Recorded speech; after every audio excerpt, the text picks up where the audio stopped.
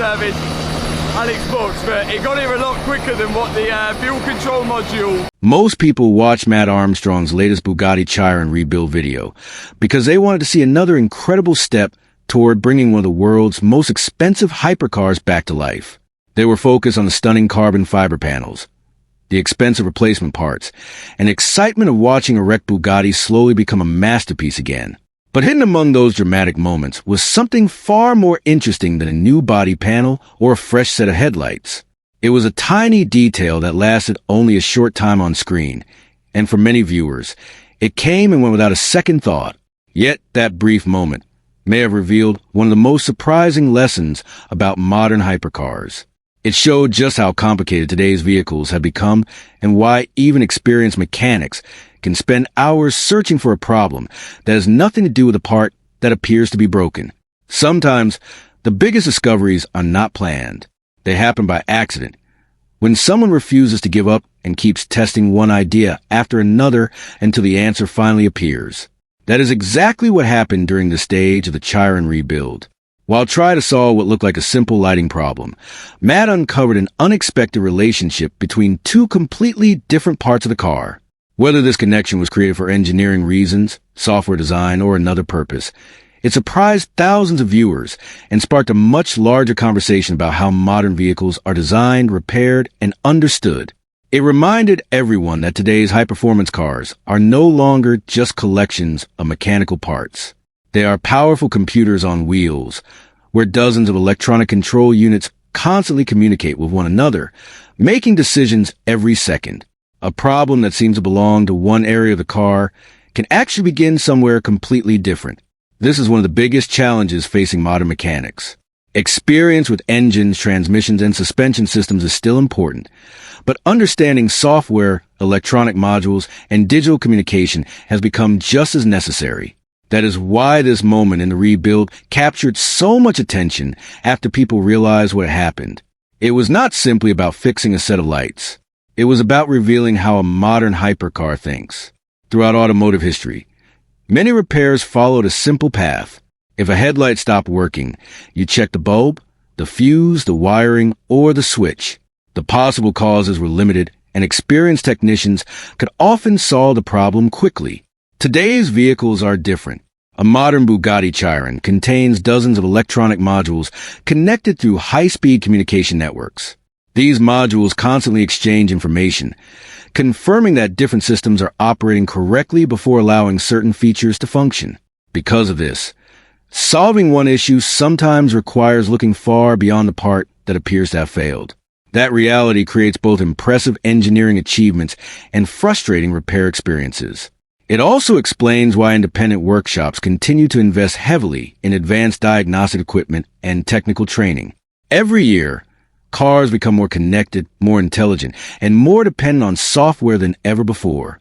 For owners, this means incredible performance, advanced safety systems, and features that were impossible only a decade ago. For mechanics, however, it means every repair can become a detective story. The clues are often hidden inside electronic systems that cannot be seen with the naked eye. In Matt Armstrong's workshop, that detective story was about to unfold in a way that almost nobody expected.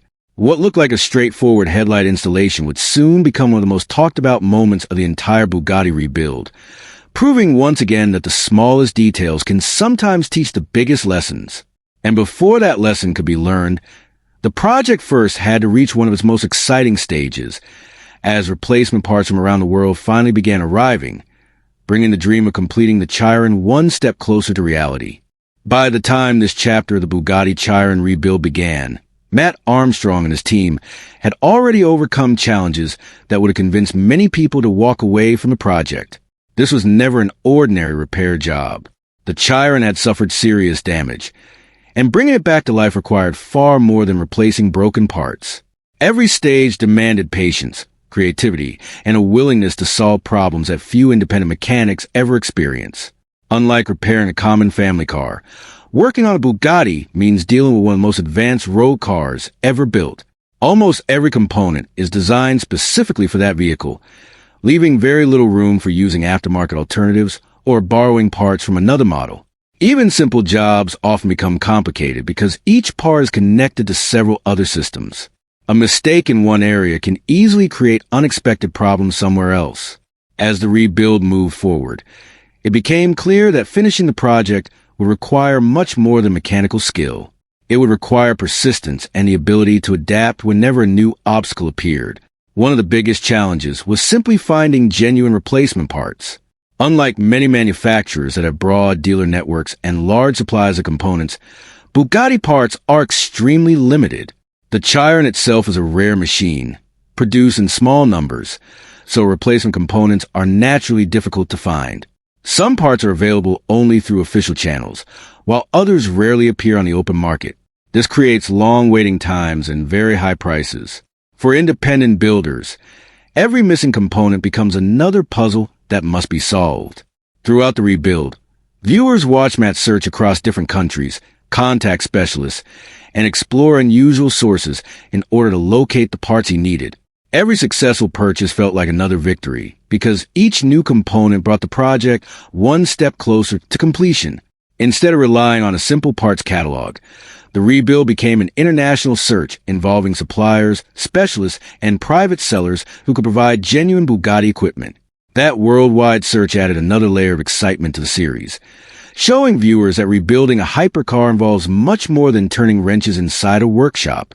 As major body panels finally arrived, the project entered one of its most satisfying stages. The damaged Chiron slowly began looking like a complete car again. Carbon fiber panels were carefully test-fitted, alignment was checked repeatedly, and every installation required precision because even tiny gaps could affect the final appearance. Watching the body come together gave viewers hope that the finish line was finally within reach. However, experienced restorers know that cosmetic progress does not always mean the hardest work is over. In fact, many of the most difficult problems often appear during the final assembly process. That is when separate systems must begin working together exactly as they were designed. Electrical connectors need to communicate properly. Sensors must recognize one another. Software has to confirm that every module is functioning correctly. If even one part refuses to cooperate, the entire process can slow down unexpectedly. It is during these final stages that hidden problems often reveal themselves, sometimes in ways that seem completely unrelated to the task at hand. One missing component quickly became impossible to ignore: the headlights. The original units had been damaged in a crash that nearly destroyed the car. Although parts of them still functioned, they were not suitable for a project that aimed to restore the Chiron to an exceptionally high standard. The front of the vehicle is one of its defining features, and a unique lighting signature plays a major role in its identity. Without properly functioning headlights, the rebuild could never truly feel complete. Finding replacements, however, was far from easy. Genuine Bugatti headlights are among the most expensive lighting assemblies found on any production car, and their limited availability only adds to the challenge. As Matt searched for a solution, viewers realized that obtaining these parts would become another adventure of its own. Little did anyone know that installing those headlights would eventually lead to a discovery far more interesting than the parts themselves, revealing just how deeply modern electronics can influence what appears to be a simple repair. vidIQ. Finding the right headlights for the Bugatti Chiron turned out to be almost as difficult as rebuilding the car itself. On an ordinary vehicle, replacing a damaged headlight is usually a straightforward job. You contact a dealership, order the part, wait for delivery, and install it. Hypercars exist in a completely different world. Every component is produced in very small numbers, and many parts are carefully tracked throughout their life. Because so few Chirons have ever been built, there simply are not warehouses full of spare components waiting to be shipped around the world. This makes every replacement part valuable, and some become incredibly expensive. The headlights are a perfect example. They are not just simple lamps that light up the road. They are highly advanced assemblies containing multiple LED systems, electronic control units, cooling components, and precision-built housings designed specifically for the Chiron. Each headlight plays an important role in both safety and appearance, giving the car its unmistakable front-end design. For Matt Armstrong, replacing them was not optional. if the rebuild was going to meet the standard he had set for himself. The damaged originals had to be replaced with genuine units that looked and functioned exactly as they should. As the search continued, it became clear that locating these parts would require thinking far beyond traditional suppliers. Genuine Bugatti components rarely appear for sale, and when they do, buyers often have to act quickly because another collector, repair shop, or owner may purchase them within hours. Prices can also vary dramatically depending on where the parts are located and who is selling them. Some sellers ask enormous amounts simply because they know how rare the components are. Others may have access to parts through specialist networks that are unfamiliar to the general public. This unusual market creates opportunities, but it also creates uncertainty. Buyers must be careful to verify that the parts are authentic and suitable for installation. In the world of high-value automobiles, mistakes can become extremely expensive.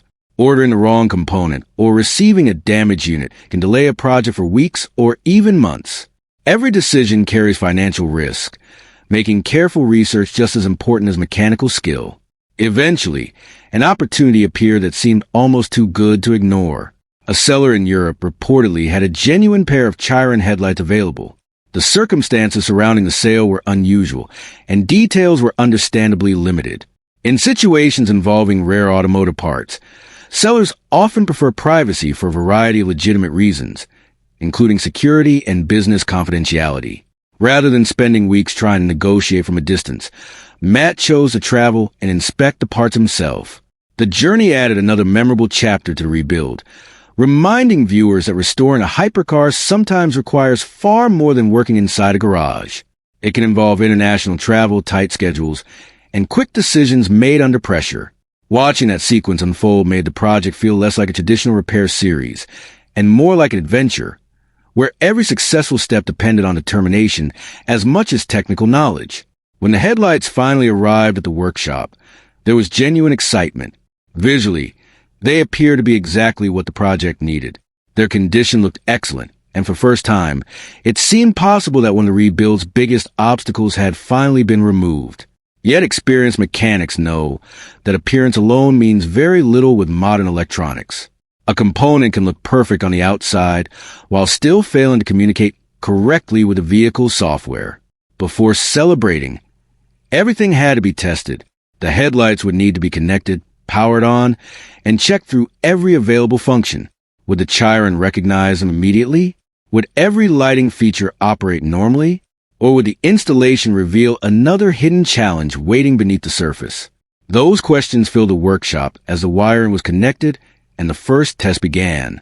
At first, the results looked encouraging, but within moments it became obvious that something was still wrong.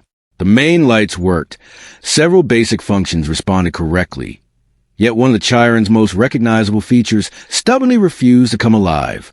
That single missing function would soon send the entire investigation in a direction that nobody expected, opening the door to one of the most surprising discoveries of the entire rebuild.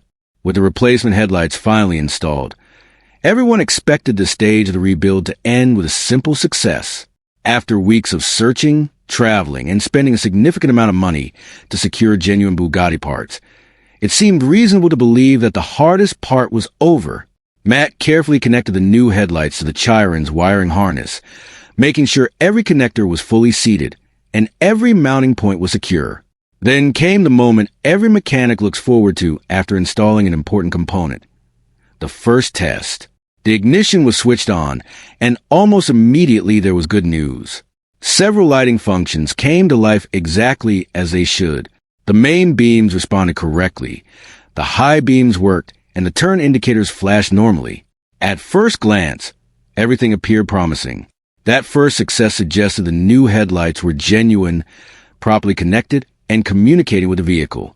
But as the excitement settled, one detail stood out. Something important was still missing. The Bugatti Chiron has one of the most recognizable front-end designs in the automotive world.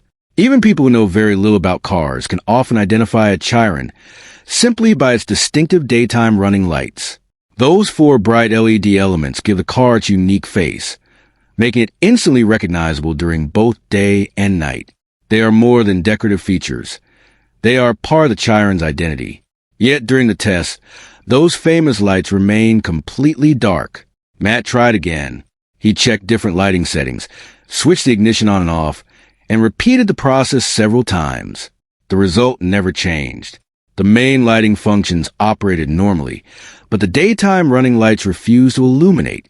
It was a strange situation because the headlights clearly had power. If several functions were working correctly, why would one specific feature refuse to activate? That simple question marked the beginning of a much larger investigation. Like any experienced mechanic, Matt started with the most likely possibilities. Electrical problems usually follow logical patterns. A blown fuse, a damaged connector, a loose ground, or a faulty module can often explain why a system behaves unexpectedly. One by one, those possibilities were checked. The wiring was inspected carefully. Connectors were examined for damage or poor contact. Fuses were verified. Nothing appeared wrong. The next step was to consider the electronic control modules attached to the headlights. Modern lighting systems are no longer controlled only by switches and wires. Each headlight contains its own electronic components responsible for managing brightness, lighting patterns, and communication with the rest of the vehicle. If one of those modules had failed, it could explain why only certain lighting functions were affected. Fortunately, Matt still had the damaged original headlights from the crashed Chiron. Although the housings were broken, some of their electronic components remained intact. That presented an obvious experiment. If the modules from the original headlights were transferred onto the replacements, perhaps the daytime running lights would begin working again. The idea made perfect sense. It was exactly the kind of troubleshooting method that mechanics use every day. By replacing one suspected component at a time, it becomes easier to identify the true source of a fault. Matt carefully removed the control modules from both sets of headlights, swapped them over, and reassembled everything once again. Every step required patience because these were delicate and extremely valuable components. After finishing the installation, he repeated the test with confidence. If the modules had been the problem, this should solve it immediately. Instead, the result was exactly the same as before. The daytime running lights remained dark. That single moment changed the entire investigation. The most logical explanation had failed. The obvious repair had produced no improvement. At that point, frustration began replacing confidence because every normal diagnostic path seemed to be reaching a dead end. The headlights themselves appeared healthy. The wiring looked correct. The modules had been tested. Yet the Chiron still refused to display the lighting signature that defined its appearance. Without realizing it, Matt had reached a point where conventional troubleshooting would no longer provide the answer. The solution was hidden somewhere else entirely, waiting to reveal itself through an observation so unexpected that it would surprise not only viewers, but also many experienced mechanics who understood how modern vehicle electronics usually operate. vidIQ,